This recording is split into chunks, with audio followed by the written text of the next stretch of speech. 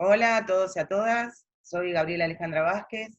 trabajo como jueza de la Cámara Nacional de Apelaciones del Trabajo en la Ciudad de Buenos Aires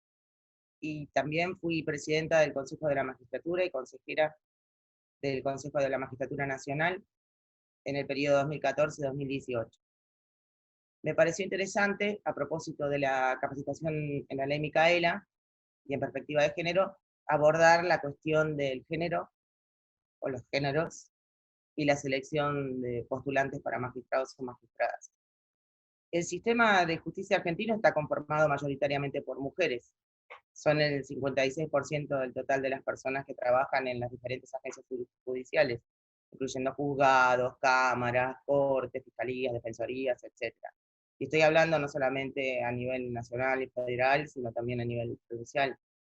Sin embargo, el mapa de género que realizó la Oficina de la Mujer de la Corte Suprema en 2019, el que se confecciona cada año desde 2010, y a impulso de aquella querida jueza de la Corte, Carmen Ajibay, muestra este mapa, según una distribución de género binario, que las mujeres están subrepresentadas en los cargos de mayor jerarquía y en cambio sobrerepresentadas en las de jerarquía inferior. De ese informe surge que la proporción femenina es mayoritaria en el personal administrativo, que es el 61%, y en el funcionariado, que también es el 61%. Y también surge que en 2019 se redujo la participación de mujeres en relación a los años anteriores, tanto en relación a juezas, defensoras y fiscales, a un 44%. Más todavía entre las máximas autoridades judiciales, porque bajó aquí al 28%. Por cada mujer que llega al máximo cargo hay casi 3 varones, y a excepción del personal de servicio, por ejemplo, maestranza, donde las mujeres son minoría, un 32%, y esto tiene que ver con los estereotipos, la base del escalafón judicial es mayoritariamente femenina, y el vértice mayoritariamente masculino. La distribución a lo largo del escalafón es claramente desigual. Basta mirar la integración de la Corte Suprema de Justicia de la Nación, que está conformada por 4 varones y una sola mujer. El máximo tribunal de la provincia de Buenos Aires, que está compuesto por 7 vocalías, 7 miembros, cuenta actualmente con una sola mujer. 5 provincias, Chubut, Corrientes, La Rioja, Formosa y Mendoza, no contaban en el año 2019 con ninguna ministra en el Superior Tribunal o en la Corte Provincial. La desigualdad es aún más pronunciada en la justicia federal y nacional, donde la proporción de mujeres juezas de Cámara alcanzó en 2019 solo un 25%, es decir, por cada mujer camarista hay 3 varones y el porcentaje de magistradas de primera instancia fue del 31%. Aunque este porcentaje puede llegar a ser mucho menor en cuanto a las juezas federales penales del país, que son muy poquitas, no llegan ni al 20%. Existen cámaras federales que no cuentan con mujeres juezas entre sus integrantes, como la de La Plata, Mar del Plata, San Martín en la provincia de Buenos Aires, General Roca en la provincia de Río Negro, y jurisdicciones federales enteras que no cuentan con ninguna mujer jueza en la primera instancia, como Salta, Córdoba, Mar del Plata o La Plata. Esta descripción habla a las claras de la existencia de una barrera para el acceso de las mujeres a la magistratura y fundamentalmente a los cargos de mayor jerarquía. A este fenómeno de segregación vertical se lo denomina techo de cristal, una terminología empleada por primera vez en 1978 por la norteamericana Marilyn Loden para aludir a los obstáculos invisibles que enfrentamos las mujeres que buscamos ascender en nuestras carreras profesionales. Se trata de una barrera invisible. ¿Por qué? Porque si bien no existen leyes ni normas sociales que impongan limitaciones, estas existen, tal como lo confirman los números duros de la realidad. Y esto no proviene del azar o de las decisiones puramente individuales de las mujeres. A esta altura no hay dudas de que el fenómeno que persiste en los poderes judiciales responde a cuestiones estructurales y culturales en las que el Estado debe intervenir por obligación constitucional y convencional. El Estado debe garantizar la igualdad real de oportunidades y no solamente la igualdad formal, o sea, no solamente la garantía de igualdad como no discriminación que expresa el artículo 16 de la Constitución Nacional, sino también la garantía de igualdad como no sometimiento en relación a aquellos grupos históricamente desventajados, una obligación que está emplazada actualmente en el artículo 75, inciso 23 de la Constitución Nacional. Esto tiene que llevar a reflexionar a quienes, como ustedes, tienen a cargo la función de seleccionar postulantes a magistrados y magistradas para la conformación de ternas, acerca de que, aunque las reglas sobre concursos de acceso a la magistratura, a la judicatura, se presentan aparentemente como neutras al género, evidentemente no lo son. La desigualdad de las mujeres en el acceso a la judicatura se explica en gran parte por la división sexual del trabajo que impone el orden patriarcal.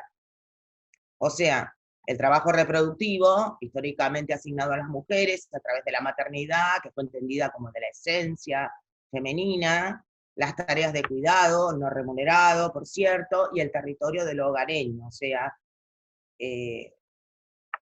adentro del hogar, la mujer adentro del hogar, y por otro lado el trabajo productivo, asignado al varón en su condición de hombre proveedor y dueño de la afuera, de todo lo público. Y en el orden patriarcal esta división se consolida a través de una socialización diferenciada entre mujeres y varones,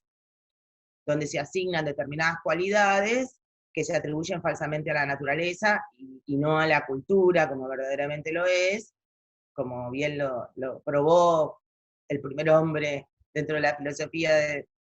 utilitarista John Stuart Mill, en el sometimiento de las mujeres ya en el siglo XIX para defender el voto femenino. Es decir, que no existía una jerarquía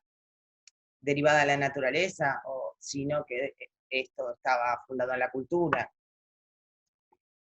La socialización diferenciada la recibimos desde la infancia, comenzando por los juguetes que nos regalan, la muñeca para las mujeres o el autito para los varones que representa la afuera, los deportes, el fútbol para los varones y otras, el handball u otros deportes para las mujeres. Y esta socialización se va consolidando con el tiempo y se van conformando los estereotipos de género.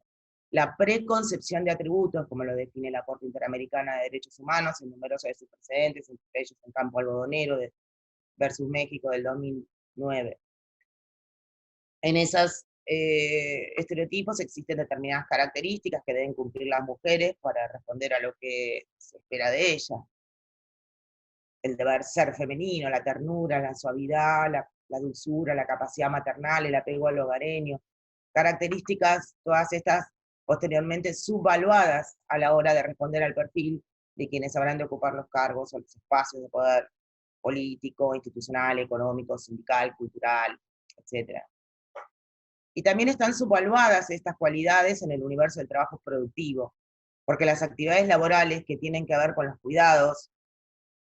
el trabajo en casas particulares, la docencia, la sanidad, la asistencia de adultos mayores, etcétera, que son mayoritariamente ocupadas por mujeres, en más del 95%, aunque el trabajo de casas particulares llega al 98 o 99%, estos trabajos tienen ingresos muy inferiores a los que se perciben en actividades tradicionalmente realizadas exclusivamente por varones. Por eso fueron tan importantes fallos como de la Cámara Civil del caso Fredo, que condenó a la heladería Fredo a equilibrar en paridad a los trabajadores y trabajadoras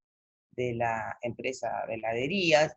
Es muy importante el caso Cisnero de la Corte Suprema de Justicia, que revocó un fallo de la Corte salteña, y como conducto de este fallo de 2014, finalmente en la jurisdicción salteña se impuso un cupo para contratación de colectiveras en el transporte urbano de pasajeros de la ciudad de Salta, y lo mismo en el caso Borda de la Cámara Nacional del Trabajo de la Sala Segunda del año 2018.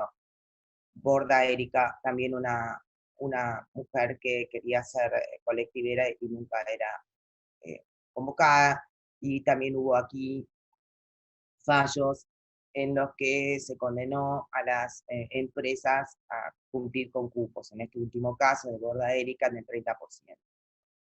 Los varones, en cambio, están definidos en el estereotipo de la masculinidad por desarrollar otro tipo de cualidades: la racionalidad, la objetividad, la audacia, la agresividad, la dureza, la insensibilidad al dolor, y también a utilizar la violencia para resolver conflictos. Lo que Rita Segato llama mandato de potencia y dominación sexual, económica, política, intelectual, moral y bélica. Por otro lado, el patriarcado, el sistema patriarcal, se mueve en una lógica binaria, varón-mujer, que además en el deber ser tienen que ser heterosexuales, ya que el patriarcado no permite desacatos en el plano de la orientación sexual y la identidad de género, pues desvaloriza y repudia a las otredades, a las diversidades y a los colectivos LGTBI+. Esto se nota muy claramente en la clínica de los casos de la justicia del trabajo, donde hay entre los sujetos que mayor discriminación sufren en el ámbito de las relaciones laborales son los integrantes de colectivos LGTBI. Especialmente existe mucha discriminación por orientación sexual, y eso también se debe existe dentro de la selección de magistrados y magistradas.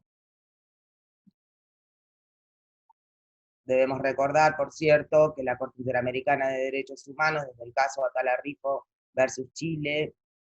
del año 2012, paradójicamente también era el caso de una jueza chilena, estableció que la orientación sexual es una categoría protegida dentro del artículo 1 de la Convención Americana sobre Derechos Humanos, como después lo fue ampliando también, no solamente a la orientación sexual, sino también a la identidad de género y a la expresión de género. Estos estereotipos, construidos a caballo de esta distinción binaria, han sido atribuidos falsamente a razones naturales cuando no lo son, y vale aclarar que hablar de género no es hablar exclusivamente de mujeres, sino que es hablar también de varones y fundamentalmente de relaciones de poder y de jerarquías entre los géneros. Que el patriarcado no solamente perjudica a las mujeres y a los colectivos LGTBI+, también afecta a los varones, porque esas cualidades que conforman el deber ser los perjudica en múltiples ocasiones. Por ejemplo, en materia de enfermedades laborales, como jueza del trabajo, lo que observo claramente, y esto está probado además por estadísticas realizadas dentro de la medicina legal, que los varones denuncian sus enfermedades profesionales en una etapa cuando ya son irreversibles las afecciones. Y esto tiene que ver con su estereotipo del hombre duro, que cómo te vas a quejar porque te duele la lumbar, o porque te duele el sacro, o porque te duelen las cervicales, y además, por cierto, por su condición de hombre proveedor, que todavía sigue siendo en el inconsciente un mandato muy fuerte. Entonces denuncian las enfermedades profesionales de manera tardía, cuando ya no pueden recuperarse. Entonces, en cambio, las mujeres en ese sentido tienen una relación con la salud psicofísica más cuidadosa, y bueno, esto es una muestra cabal de que el patriarcado también afecta a los varones. Y así también lo destacó la Corte Interamericana de Derechos Humanos en el caso Fornerón e Hija versus Argentina del 27 de abril del 2012, o en el caso Ramírez Escobar y otros versus Venezuela del 9 de marzo de 2018, que eran en ambos casos varones, el señor Fornerón, y en el otro caso el señor Fornerón quería recuperar a su hija, que había sido en guarda y después fue dada en adopción, y en el caso Ramírez Escobar también se trata de un padre que quiere que le entreguen a su hijo y al hermanito de su hijo de otro papá, y en ambos casos lo que dijo la Corte Interamericana de Derechos Humanos fue que se les negó a esos padres la entrega de los hijos, a pesar de que de la pérdida de la guarda por parte de sus mamás, en base a estereotipos que surgieron de los textos de las sentencias de los tribunales domésticos, en base a la idea de que un hombre solo no está en condiciones de realizar los cuidados de los hijos o hijas. Estos estereotipos, entonces, también impactan negativamente en los varones. Es decir, el sistema patriarcal no perjudica exclusivamente a las mujeres y a los colectivos LGTBI. También perjudica mucho a los varones. ¿Por qué digo que la división sexual del trabajo del orden patriarcal afecta a las mujeres en los concursos? Lo digo porque los trabajos domésticos y de cuidados no remunerados es realizado en un 75% por mujeres. Su distribución hacia adentro de los hogares es estructuralmente desigual. 9 de cada 10 mujeres realizan estas tareas, las que significan en promedio 6.4 horas diarias, y dedican 3 veces más tiempo que los varones. Es muy ilustrativo, se los recomiendo, el informe Los cuidados, un sector económico estratégico, publicado por el Ministerio de Economía de la Nación en 2020, que midió por primera vez el impacto económico del trabajo de cuidados no remunerados en el Producto Interno Bruto. Un resultado impresionante. El aporte de los trabajos domésticos y de cuidados no remunerados es de 15.9%, que se incrementó a un 21.8% en tiempos de pandemia. El sector de mayor aporte económico, seguido de la industria, con el 13.2%, y el comercio por el 13%. Es un sector económico invisible, pero que sostiene la economía del país. Es la principal actividad económica del país, el trabajo de cuidados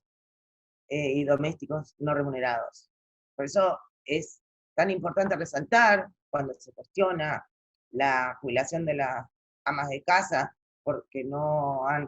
tenido contribuciones previas, que eso no es cierto, porque hubo el principal aporte a la economía del país, el principal sector de la economía es el de los cuidados domésticos, o trabajos domésticos no remunerados. Ahora bien, la distribución asimétrica de estos trabajos de cuidados es la que explica muchas de las desigualdades de las mujeres en el mercado del trabajo. Las condiciones de trabajo remunerado están estrechamente ligadas a cómo se resuelven las tareas no remuneradas, es decir, a cómo esa persona resuelve los cuidados de sus niños, niñas, adultos mayores, personas con discapacidad y toda persona que dentro de la familia necesita cuidados. Imaginemos una mujer abogada o funcionaria judicial que pretende acceder a la judicatura, ser jueza, fiscala, defensora, encontrará muchos obstáculos. Es que, por ejemplo, en los concursos que se realizan en los consejos de la magistratura nacional o provinciales, se le requerirá que acredite, además de la experiencia profesional, trayectoria docente, doctorados o maestrías, haber escrito libros o realizado publicaciones especializadas en revistas jurídicas de importancia. ¿Y cómo va a ser eso posible si la mujer suma a su jornada laboral la jornada de las tareas domésticas? O sea, la denominada doble jornada, que puede llegar a ser triple o cuádruple jornada, si además esa mujer cumple alguna función sindical, comunitaria, política partidaria o cualquier otra, ¿no? O política institucional, si es una secretaria de un juzgado que lleva, por ejemplo, todo el día sobre su hombro el turno del juzgado penal y tiene que, después de salir, de llegar temprano y salir tarde del juzgado, tiene que ir a buscar a sus chicos o chicas al odontólogo, llevarlos, o al médico, hacerles la comida, etc. Entonces, ¿de qué manera esa mujer que trabaja puede además cumplir todos esos requisitos? Lo que ocurre es que el ingreso masivo de las mujeres al mercado laboral, que se produjo a partir de los años 80 del siglo XX, con el advenimiento de políticas neoliberales que redujeron el ingreso de los hogares, todo eso unido también a la reconversión tecnológica, no fue acompañada,